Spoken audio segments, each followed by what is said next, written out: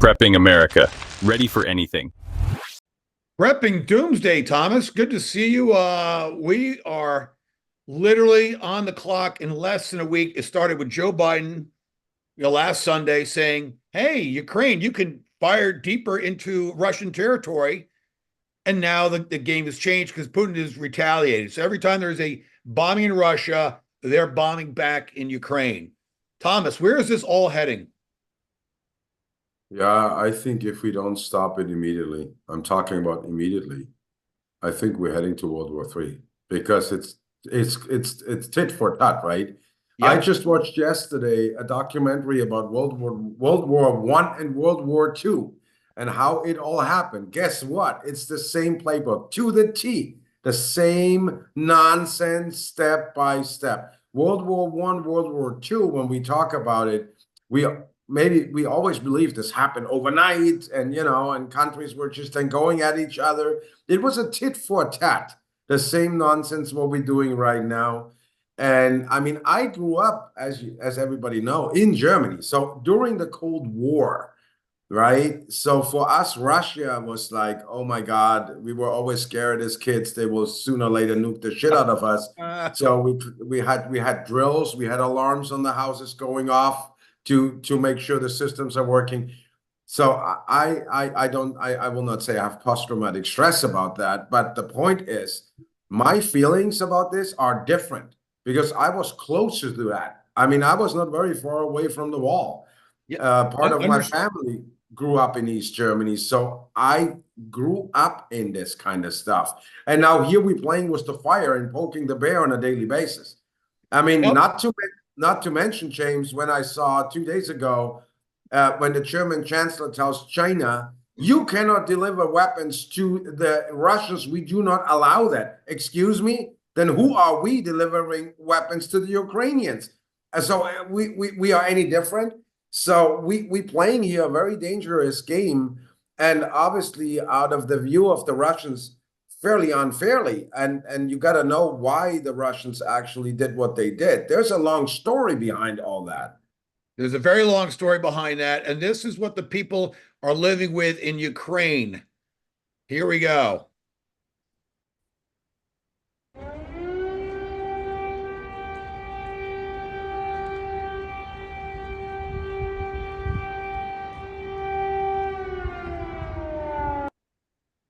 That's what's going on. You're going to be hearing air raid sirens in Russia, Ukraine. This is the war that's going on. Let's get right into what Russians are building: nuclear shelters, bunkers, prefab. Check this out, Thomas. This is your kind of stuff. These bomb shelters are designed to protect against radiation and natural disasters, and they're now being mass-produced in Russia, the country's Emergency Ministry Research Institute has said. The announcement coming as US President Joe Biden's administration agreed to allow Ukraine to fire American long-range missiles deep into Russia, though the Research Institute did not link the production increase to any current crisis. The Cub-M shelter is said to defend against a variety of threats, including shrapnel, debris and fires. It can even be deployed in Russia's vast northern permafrost, according to the State Institute. A standard unit can hold 54 people, but additional modules can be added. The war in Ukraine is entering what some officials say could be its final, most dangerous phase. Moscow's forces are advancing at their fastest pace since the early weeks of the conflict in 2022, while the West is seeking to shore up Ukraine. On Tuesday, Russian President Vladimir Putin issued a warning to the US, lowering the threshold for a nuclear strike. On Monday, the Kremlin called Washington's long-range missile decision reckless and said it would respond. Absolutely. Thomas, what do you think of those nuclear shelters? I mean, 54 men in it. Go ahead. Yeah, this is why, right, I built off-grid stuff. I mean, it's a nuclear strike is, I think, it is not what people think it really is. The world will not end. That's not going to happen. A lot of people will die. But in the moment you survive that first blast and the heat wave, the radioactivity will go away fairly quickly. I mean, just look at Hiroshima. You see it there. We already saw it.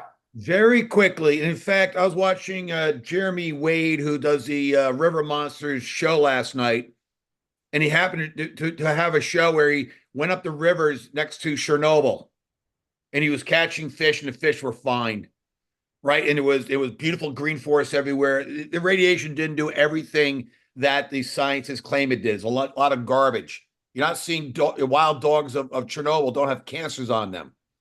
So that was really I think a scare tactic. So I think Chernobyl was absolutely a disaster, but it like you said, the radiation, no.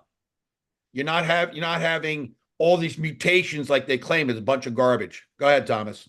I mean, the thing is, a nuclear plant, when it burns down, the reaction continues. On a nuclear weapon, the reaction ends with the detonation of the bomb. So yes, you have radioactivity, but it's not continuing to radiate out like a reactor cell. That's a totally different story. So in fact, then we should realize that the world leaders, they can go in a shelter. They are not worried about a real nuclear war because they will be just fine. 75% of the population will be no more. Right, and they've been lying to us for years. Absolutely. They've been lying to us that, oh yeah, we got 10,000 years contamination from nuclear blast. Garbage. Total garbage. It doesn't work that way, like you said. But we got, there are other weapons besides nuclear weapons that Russia is going to probably use. And there's other things to be concerned about. Something that can't be shot down, something that could take down an entire aircraft carrier, no problem, can't be stopped. Something that could take out a good part of the city. These are Russian hypersonic missiles on a test run. And there it goes into a second phase of speed. But once it gets up to, Mach 4, 5, or 7, it's over. You're not going to be able to stop this, Thomas. Yeah, I mean, the Russians were always very advanced in rocket technology, as we know. Okay, I wouldn't underestimate those guys. I just what I cannot comprehend is how the current outgoing administration provokes a country which is as powerful as the United States, has more nuclear weapons than the United States. Yeah, go Russia. To get engaged in a war even more, Ukraine, well, we have no business in this war. We really don't. And if you know none. Yeah, we don't have any. I agree with you. Right, we don't. Now a lot of people say, but no, we don't. Okay, we do not. Ukraine is not even recognized as a nation. In the UN, Ukraine's territory has never been recognized. So they've been throwing this yellow and blue flag in our face. The greatest money laundering operation in the world is Ukraine. Our government, United States government, is highly involved in that. Talk about Nancy Pelosi, the Biden family, Obama's, Hillary Clinton. Where do you think Uranium One started? Please, Burisma with Hunter Biden. You go down with John Kerry's been involved. You got Mitt Romney. They all have got their hand in the cookie jar called Ukraine. They've been stealing our tax money, all of them. Yeah, I'm saying on here, come sue me if you don't believe me. They're all involved, and they're all going to be exposed in the next few months, I believe, and Ukraine is going to be their downfall. So the reason why we are there is because to protect the elites, because there's a legal operation. So what they're hiding is the biggest criminal operation in the world is in Ukraine. I'm not talking about the Ukrainian people. I'm talking about the Azov Nazis, the real Nazis that the Red Cross and the Vatican escorted 50,000 of them into Western Ukraine. And how come we never heard from the Holocaust hunters of ever going into Ukraine to track down their Nazi leaders? That you never heard about that. They always went to America, United States, Western Europe, and South America. But you never heard about Ukraine until the last couple of years. Thomas? I mean, for me, I'm highly upset about the conduct of Zelensky. Zelensky is trying so hard to drag NATO, particularly America, into this war. if you do a little bit research in history, why the Russians attacked Ukraine? What's the reason for it actually? So you got to see both sides. But we, the West, or the people, see this very one-sided, right? So it's like we have. I mean, I'm all for America, as you know. I'm all for the West, but we have an arrogance now. This is through the roof. We tell the Russians you can't do this, that, and the other, and they have the same right as we do. We have all the same right, every country. Yep. Absolutely correct. Let's play the next video because what you've seen so far were ICBMs. I covered that in the other show last week. And now we're going to get into, the nuclear arsenal. This could wipe Ukraine off the map if they want.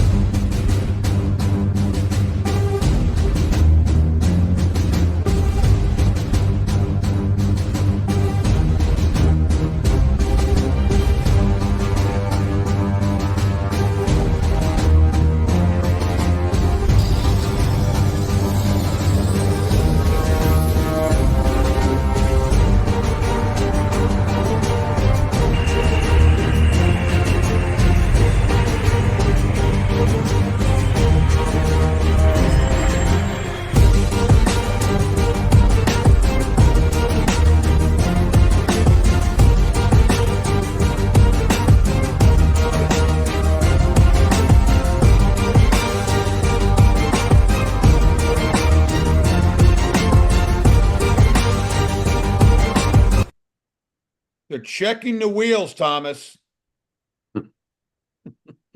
Yeah, I mean, in all reality, James, they don't have to move any equipment around. They have submarines. They wipe out an entire continent. Oh, there's no question with that. I agree with you. But it's just showing you the force they have, right? Right. It's unbelievable. I mean, it's the amount of firepower, whether it's the United States or it's Russia. If they wanted to, Ukraine would be no more within literally a couple of minutes. So, but there's a lot of Russians living in Ukraine. And by the way, I know a lot of Russians living in New York and the United States. Come on. Right. I got a lot of Russian people I know up in New York. I worked with a lot of them over the years.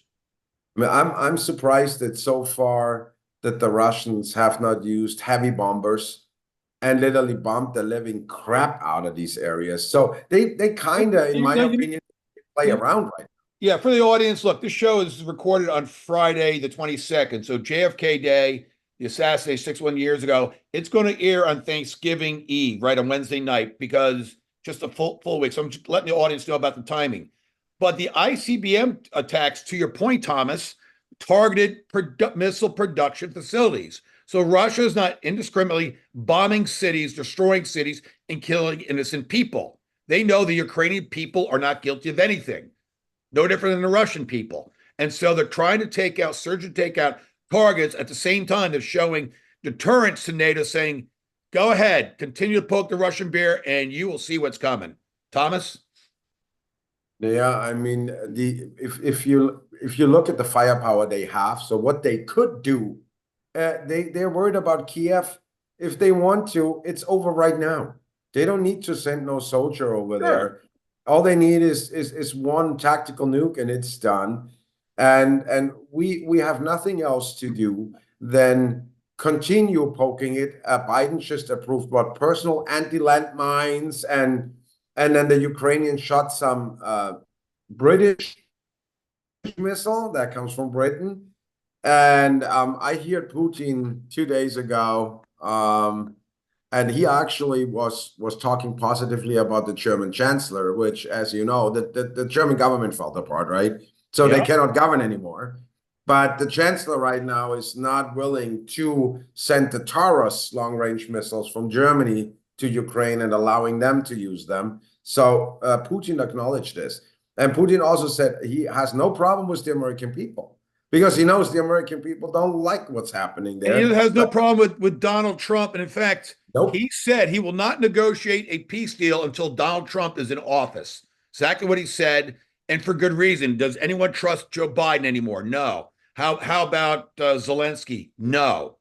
Right? Would you trust NATO?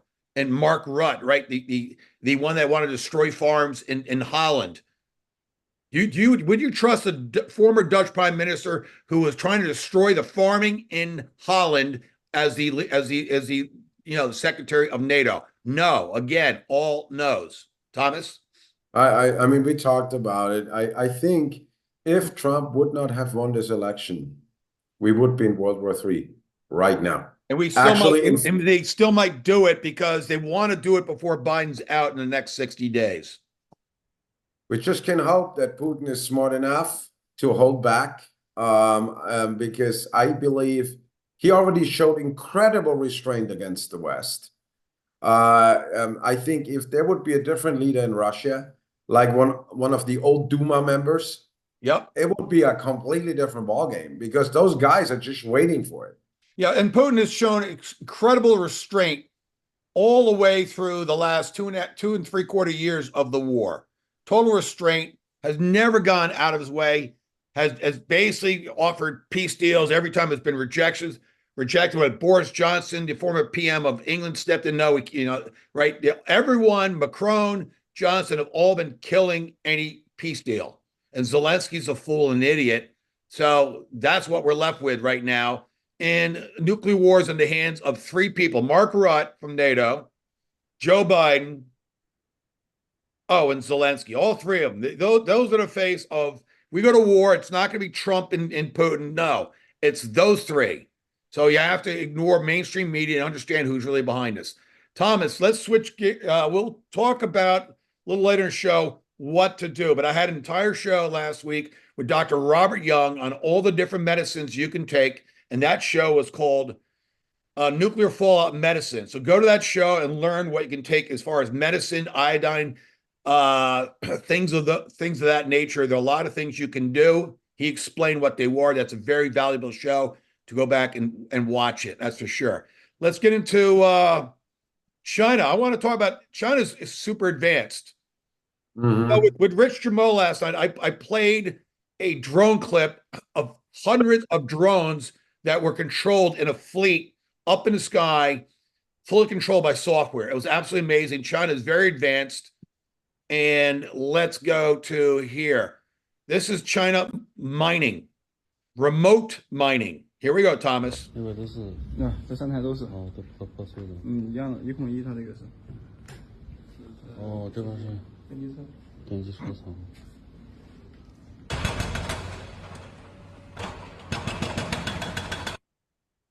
So they no longer have operators sitting in the booths. You have remote mining. These kids control it like video games. Thomas? Yeah, I mean, if you look at all the things China is doing right now, where China actually came from, or at the beginning we always were laughing in Europe about everybody came with little cameras, right, from China, taking pictures of everything, right? Now we will be the guys who come with little cameras to China. Because China is so advanced in so many areas. I just look deeply into construction materials, into new technologies.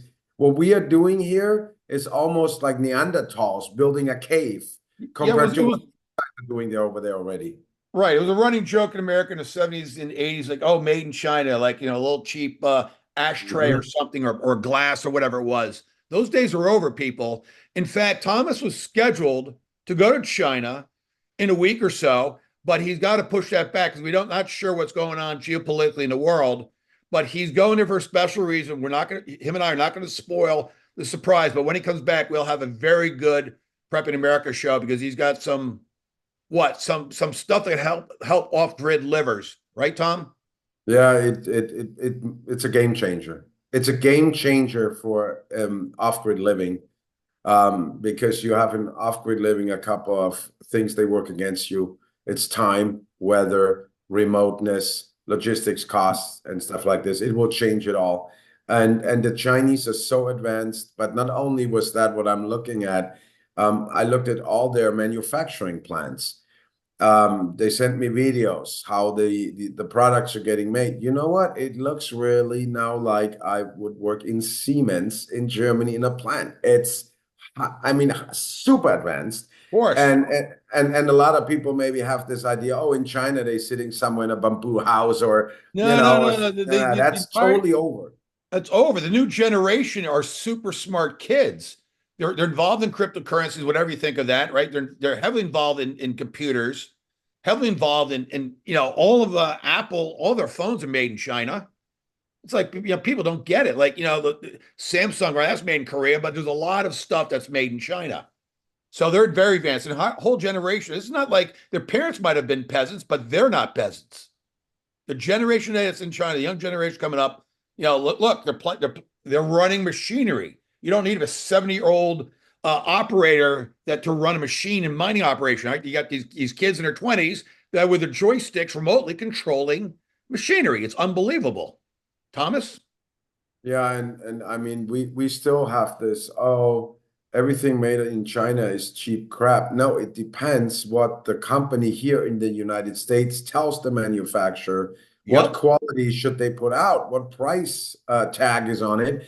So do I like that everything gets made in China? No, I would like to see more manufacturing in America, normal.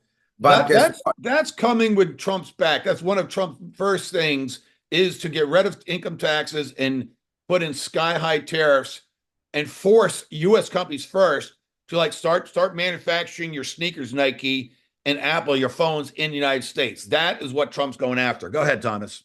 But James, what we need for this is a workforce. And if we have only woke people and other people, woke's dead. It's dead. It's already been destroyed for the last couple of weeks after Biden. It's completely dead. It's dying. It's being mocked to death. Everyone's laughing at him. It's over. We're not taking the shit anymore. Excuse the English, but that's a fact. So part of off-grid living is actually doing what? Is defending yourself. Thomas and I have talked about that with Kima before. Well, I want to just show you a Cybertruck, because Elon Musk's Cybertruck claims to be bulletproof. Well, let's go check out this young woman with a gun, and she gives it a test. Let's go. Let's see. Is it bulletproof out in the desert somewhere? So Elon says the Cybertruck is bulletproof. Let's test it out. That smile on her face, huh? It's great.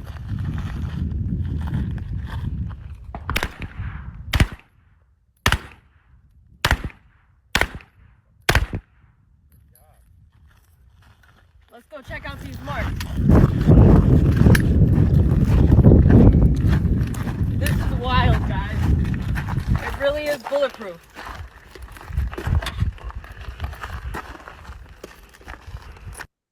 Pretty impressive, Thomas. What do you think? I still believe it's the ugliest refrigerator on the planet. So do I.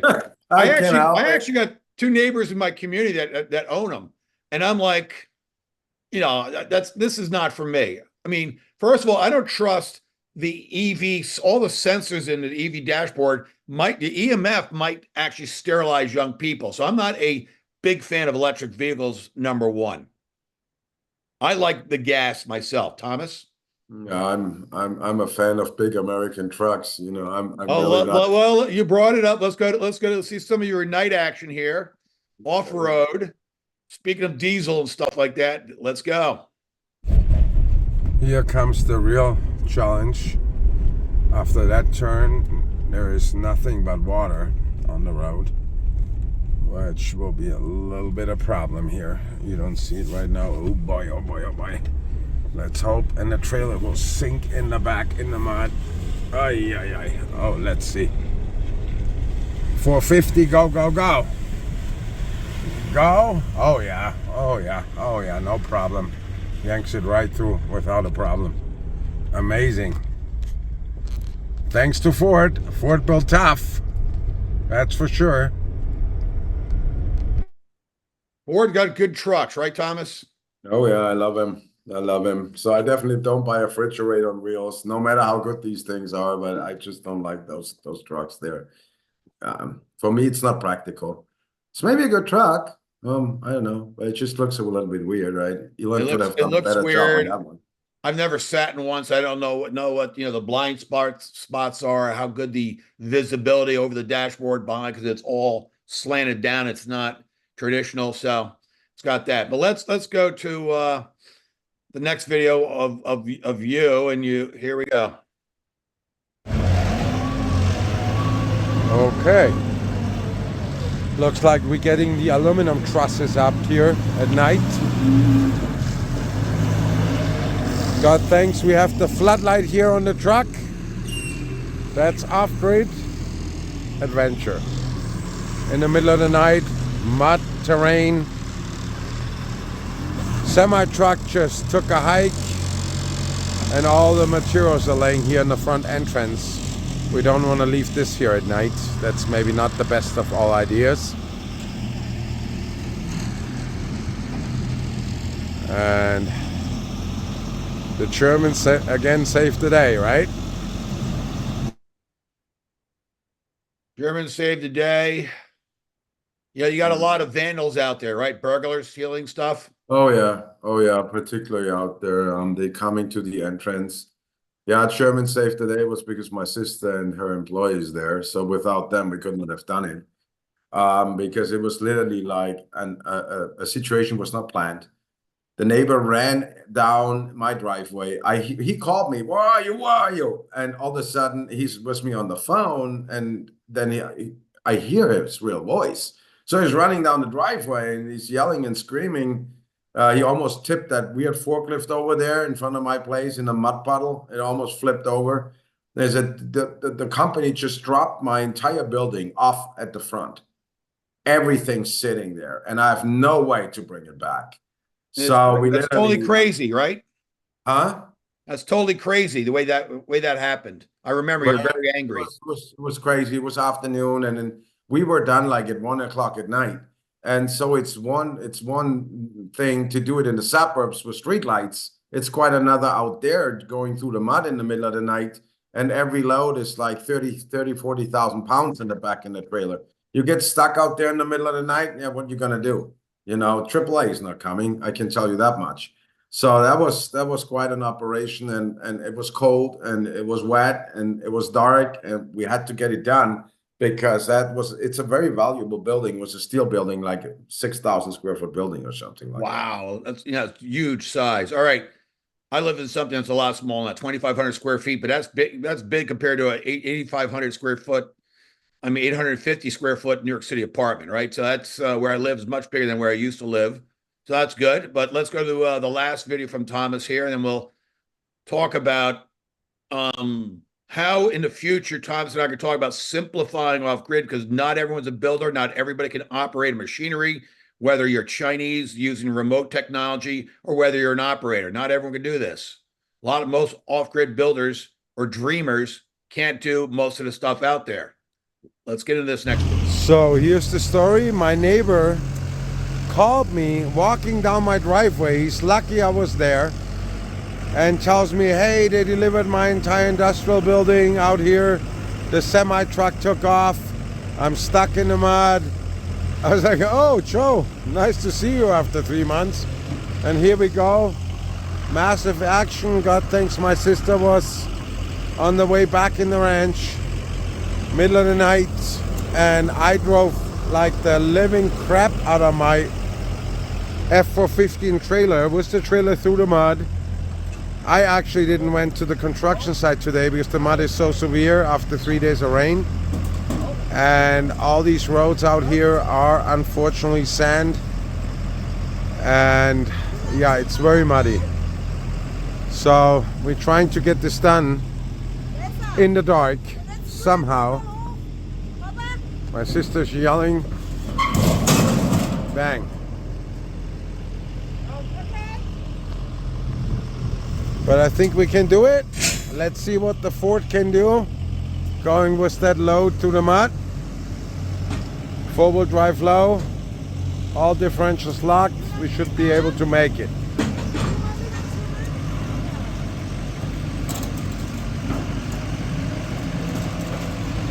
That's pretty interesting, Thomas. Go ahead. One of 20 loads. And that was one of the light ones. That was aluminum stuff. But later we got big I-beams on it. And like I said, I didn't even got my trailer to another construction site because due to the mud. But we had no choice. So we gave it a shot. We won. It was okay. It was a successful rescue mission. It was a rescue mission, wasn't planned, and Lucky you had people in place and machines in place to do what you did. Amazing. Right. So this show is called Prepping, I mean, Doomsday Prepping for a lot of reasons. We're here in this point in history. Let's see how this plays out. So, Thomas, I want to talk about a lot of this has dropped lately. So these mini silent wind turbines can give 1,500 kilowatt hours free at home. Translate what 1,500 kilowatts hour is as far as terms of amps or volts. Yeah, it's kilowatt hour, right? It's 1,500 kilo. Kilo is 1,000. That's 15,000 watts per hour, right? Yep. So I mean, you can power quite a bit with that. A little bit more than actually just a light bulb. So with 1,500 kilowatts. That's what it says here, not 15. 1,500 kilowatts. You can power pretty much everything, like your microwave, whatever you normally run in your home. You certainly cannot connect the welder to an outlet. That's more than that. Yep. But everything normal, you will be fine. So this is coming new, and I would have to, Thomas and I would have to review the specifications. I would actually ask for a demonstration. I would see the video of this. We will cover this in the future because the big wind has failed, right? The big wind they can't recycle the blades. They're fiberglass. Fiberglass can't be recycled. The big wind, these hollow giant pipes that hold up the giant blades, they got a 20-year lifespan. It's not long enough. So it's really this and all this electrical stuff, all this green energy they call it, is not working out the way they thought. But this might be worthwhile looking at. So Thomas, there is a green dream, and I'm going to call that because Trump's going to kill this, because I know he will, because there's no need for this. But the dream is to put down solar panels on all of the major highways in the United States. They would need 52 billion solar panels to cover America. That is a lot of panels. And it's a dream. And what do they need this? Why? Because they're going to recharge the cars as they roll over them. I think there's other forms of free energy. I think I've understood that a lot of inventions like hydrogen cars that run on water, free energy cars, don't need any of this stuff. So if there's been technology hidden from us, when the reveal comes after the financial collapse and we get our global order back, the new order, I think we're going to learn what has been hidden from us, and I think all these solar panel dreams go away. It's just my opinion. I told you many times, solar. I do not recommend solar if you live in the suburbs at all. It's a hoax. The math doesn't add up. In our situation off grid, we have nothing else available besides solar, wind, other things. There are coming no other technologies like the hydrogen gel-based battery. That's a battery type. It's ready to go. Way more efficient than lithium batteries. But for cities, for suburbs, solar is not efficient, and it's economically not feasible.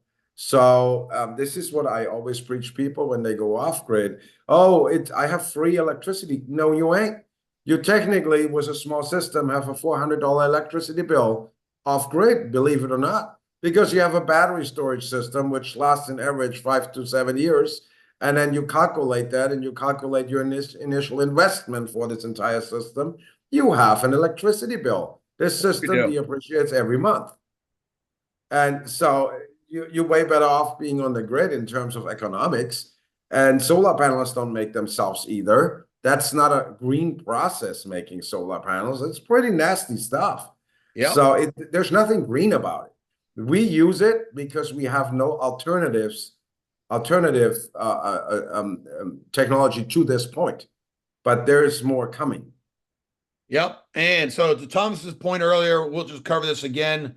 This is the main general. His name is Zelensky. So it's not Zelensky. He's not to be confused. This is one of the leading generals of Ukraine. He says World War III started. So let me read this from the Daily Mail. Europe prepares for World War III. Now Germany reveals plans to mobilize national defense, 800,000 NATO troops after Kremlin nuke threat. The Kremlin nuke threat's only because Joe Biden threat to attack deep into Russia with NATO and United States bombs. Right? All of the rockets being fired out of Ukraine, they come from United States, United Kingdom, NATO. That's where they come from, and the people that are operating are not Ukrainians. It would probably take a year or two of training to do it right. They're using satellite guidance systems, all sorts of stuff, anti-jamming systems. So Ukrainian army is not involved in any of that other than having these systems in Ukraine territory fighting, sending to Russia. Thomas? Yeah, Putin made this very clear, right? He said that these missiles cannot be operated by Ukrainians, and therefore America is actively involved in that war. And he changed his nuclear doctrine, where he pretty much says that even a not nuclear country can be attacked with nuclear missiles, blah, blah, blah, blah, blah. Anyways, James, I'm surprised that the Russians so far were holding back so much after they got attacked with those long-range missiles. I expected instant retaliation in a massive scale. They didn't do it. So far, I said finger crossed, but I would not push it any further, because what is the other guy, Lavrov? He made it very clear at the G20. He speaks good English, very fluently. Yep. And he said, we will react with appropriate measures. So he keeps it all open. I would not Everything continue. is on the table. Right, everything is on the table, and here comes Zelensky out of the woodwork, say, "Oh, this will change the war." In this moment, I thought, you got that right. This will change the war. Right, and then my guest last night, Rich Germeau, talked about we go to a nuclear war, and if there's any kind of strikes against American targets or Western European targets, or if some of our nuclear countermeasures or deterrents fail, and America's mighty military is not as strong as it has been presented to the world, you will see the stock markets crash at the same time. They will financially implode, because the stock markets, it's all about confidence in the markets in the future.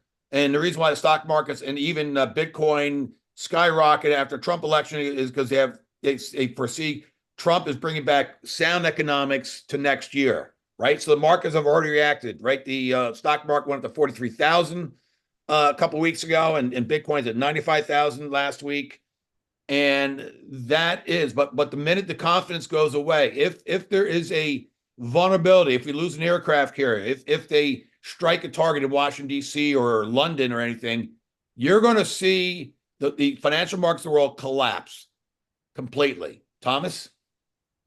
Yeah, that was one thing. I had some conversations with friends of mine. Is it the way I'm seeing it right now? They try to achieve two things: either to crash the economy before Trump can take over. Yep. To hand Trump a big mess over. Yep. Or secondly, create engage us in World War III, which also would eventually prevent Trump from taking power. So who in his right mind, 60 days or less before he leaves office, would take such risks without a reason? You're either an idiot or you're insane. Correct. Those are the only two reasons for it. I mean, they have a plan behind what they are doing, and I don't like that plan, not a bit. I don't like the plan at all. But for the audience, again, I know Thomas and I have talked about this in the past, but this is actually a really smart time. If you didn't do food prep before and get your water storage together and things of that nature, now is a great time to do it. If you haven't bought a water filter, now's a great time to do it. I would be proactive now and not waiting for the first nuclear strike or the first crack in the financial market, because once the event happens, whatever the event's going to be, the first main event, you're going to have a domino effect and other things are going to fall in place and it's going to lock us down temporarily or for a long time. We do not know. So I would get ahead of it. So in Thomas's case, Thomas, you're living for, in the eastern part of Phoenix, right, for your children, right? So they go to school. But if the shit hit the fan, you could literally pick up everybody, jump in your truck, in 10 minutes you're in the mountains. Is that accurate? That's correct. And then we can head out to our off-grid ranch.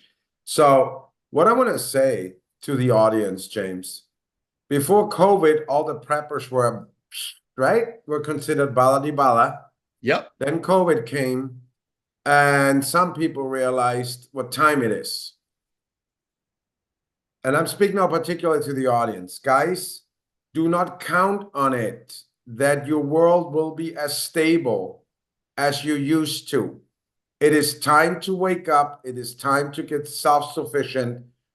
Get off the nipple of the industrial complex. Make sure you have preparations in place. I can tell you, if I would not have this off-grid ranch out there right now, I maybe would be very, very scared for my children. But I know one thing. If there's a real nuclear war going on, there will be no problem where we are. We will be fine. We literally can say we watch fireworks and life will go on the next day. For people in the city who depend on the grid, who depend on McDonald's or Burger King or whatever, wherever you get your food from, your life will be over the very moment the first nuclear weapon gets dropped anywhere on this planet. It doesn't matter where. Even an EMP in the sky would wipe out, a region of the United States, put them back in the Stone Age, destroy the electrical grid, take months to replace it. You're going to see starvation within a week or two. And then you have all the young hoodlums and everybody else. And then it's survival of the fittest. So Thomas, I'm 100% with you. People, you need to really think about, if you live in a city, you need a plan B. What's your plan B? A bug out place? You have friends that live outside of the urban dwelling you live in? That might be one thing. I made the move out of New York to come to eastern Sarasota County. So I'm not in the city directly. I'm an hour south of Tampa, where CENTCOM and MacDill Air Force Base, obviously a nuclear target. So I am not particularly concerned. I do have a plan B from my community if I need one. I'm not going to say what it is, but it's not too far away, and I could be on the road in 5 minutes and be there in 20 minutes. And I got food for the next year. So that's me. Thomas, it is Thanksgiving. People, tomorrow, go enjoy your family. Really, Thanksgiving, but have a conversation, not about politics. Talk about prepping. Talk about what should we do in a doomsday situation. You should really think about it. It's great to have a family, great to eat your turkey, but think about what you can do. Thomas, go ahead and close out your segment. Then I'm going to read something from a very special woman over in Ukraine. Go ahead, Thomas. So I actually briefed my children already in case of a strike. Again, we have 17 minutes, fellas. 17 minutes. What can you do in 17 minutes? Think about it. Unprepared. Totally. You will run around like a chicken with your head cut off. Okay. We have a plan in place. They know if communication fails where to go, where we meet. We have a meeting point. And they know how we get out of here and very quickly up into the mountains. Because I believe that Phoenix will be a prime target due to the semiconductor production down here. Again, I'm not a guy who is now getting all panicked and hiding out today, but I'm aware of the situation. And if you look at the DEFCON system, I looked yesterday, we are worldwide at DEFCON 2, guys. Worldwide, we are DEFCON 2. America is at DEFCON 3. How often did DEFCON 3 happen? 9/11 and the Cuban Missile Crisis. That's it.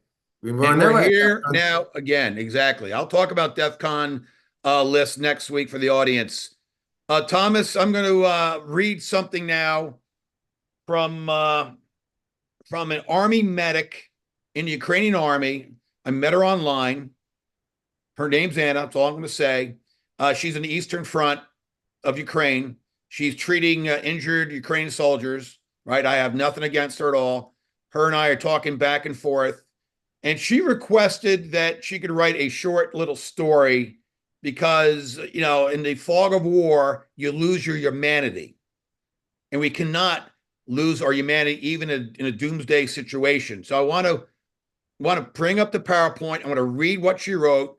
The little short story is called Just a Boy, even though she's a woman, probably in the late 20s, early 30s. I've talked to her on the phone. I'm communicating with her every day on Telegram. She's a wonderful human being. So we got to get out of this war situation forever after whatever happens.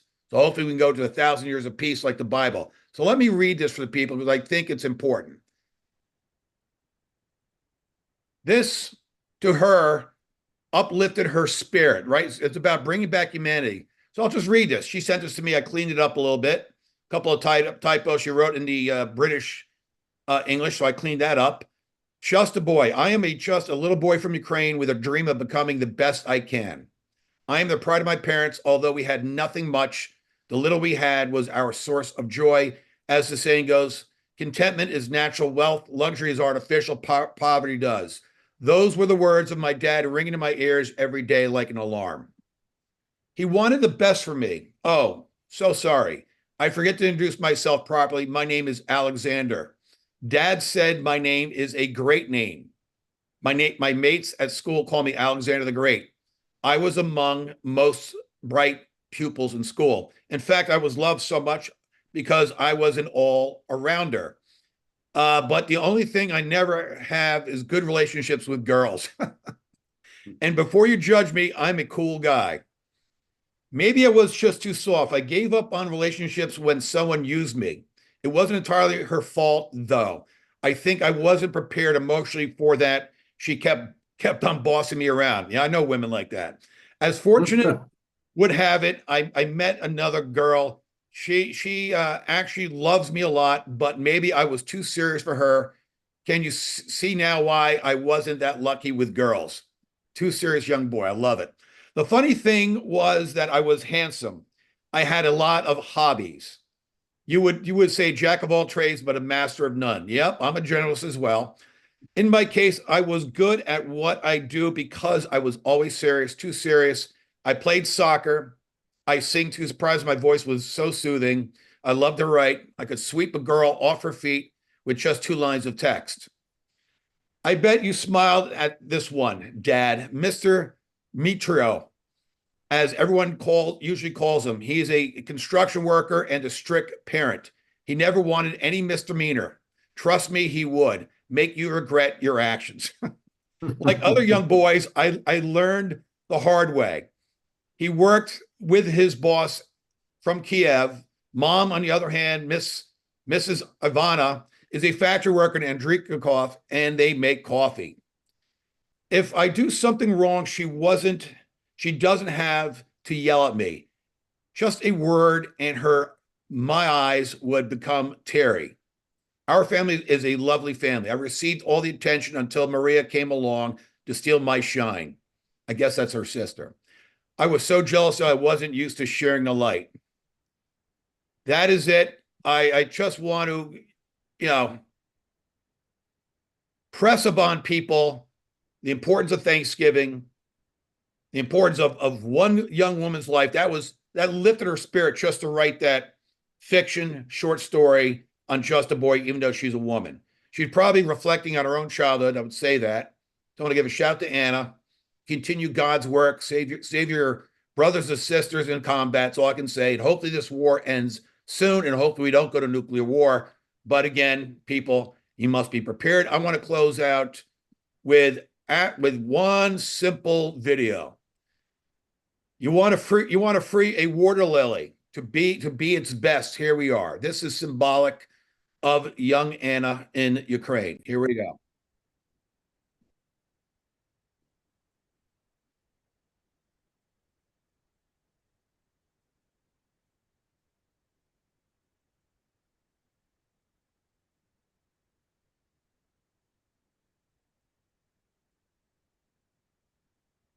We need more flowers in the world. Not Bill Gates or Jeff Bezos. We need flowers. We need humanity. We need creativity back. We don't need transhumanism. Thomas, thank you very much for this very special show. Doomsday Prepping. We're going to be more, excuse the expression, constructive on future shows. But, we need to get you thinking, especially on Thanksgiving, talking to your family and friends about what to do in case the stuff hits the fan. Thank you, Thomas. Happy Thanksgiving. You, James. See you next time.